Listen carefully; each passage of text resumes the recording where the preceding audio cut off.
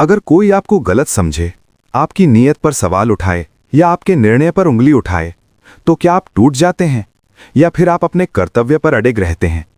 आज हम बात करेंगे उस श्लोक की जो हमें सिखाता है, जब दुनिया हमें गलत समझे तब भी अपने धर्म पर अडिग कैसे रहें। यह है श्रीमद् भगवद गीता का चौथा श्लोक।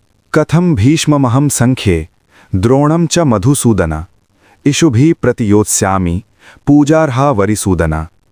अर्जुन भगवान श्री कृष्ण से कहते हैं, हे मधुसूदन, मैं युद्ध भूमि में भीष्म और द्रोणाचार्य जैसे पूजनीय लोगों पर बाण कैसे चला सकता हूं?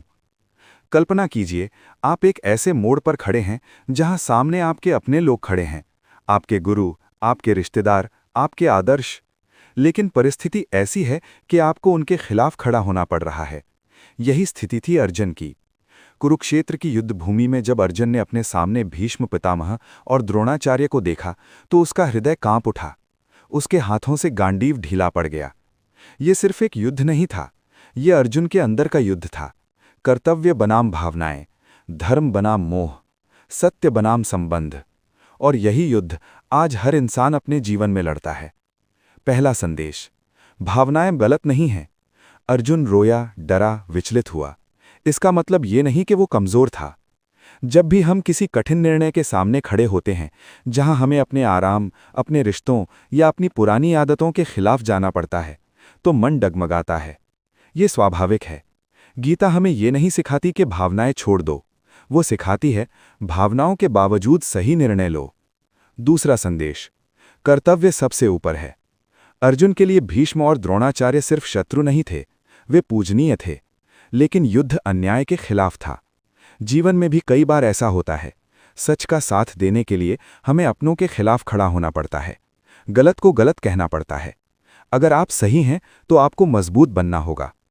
आज के समय में भी जब आप अपने सपनों के लिए घर वालों के विरोध के बावजूद आगे बढ़ते हैं, जब आप गलत सिस्टम के खिलाफ आवाज उठाते हैं, जब आप भीड़ के खिलाफ जाकर सच का साथ देते हैं, तो आप अर्जुन की तरह ही खड़े होते हैं। तीसरा संदेश, अंदर का डर ही असली युद्ध है।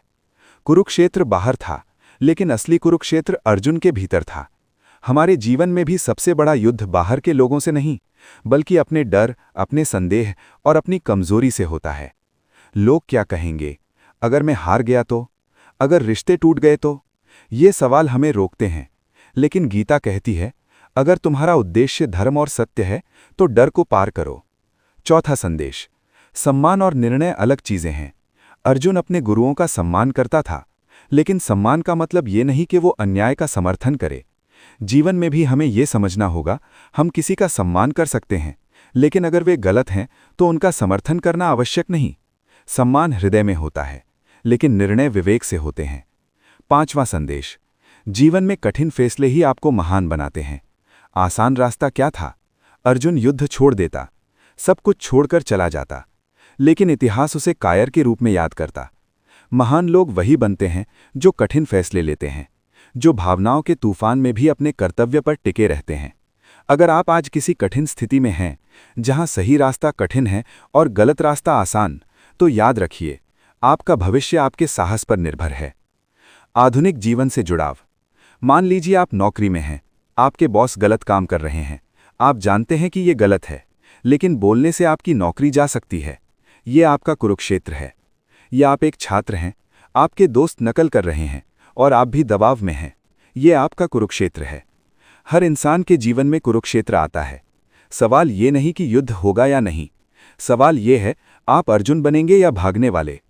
निष्कर्ष, उठो, अपने धर्म को पहचानो। गीता का चौथा श्लोक हमें ये सिखाता है, जब जीवन में भावनाएं और कर्तव्य टकराएं तो विवेक से निर्णय लो। डर स्वाभाविक है, संघर्ष स्वाभाविक है, लेकिन सही के लिए खड़ा होना ही असली वीरता है। आपके जीवन में भी शायद आज कोई ऐसा निर्णय है जिसे आप टाल रहे हैं। आज फैसला कीजिए, आप अपने डर से हारेंगे या अपने धर्म के लिए खड़े होंगे। कुरुक्षेत्र हर युग में आता है, लेकिन इतिहास उन्हीं को याद रखता है जो अपने धर्म पर अडिग रहते हैं। जय श्री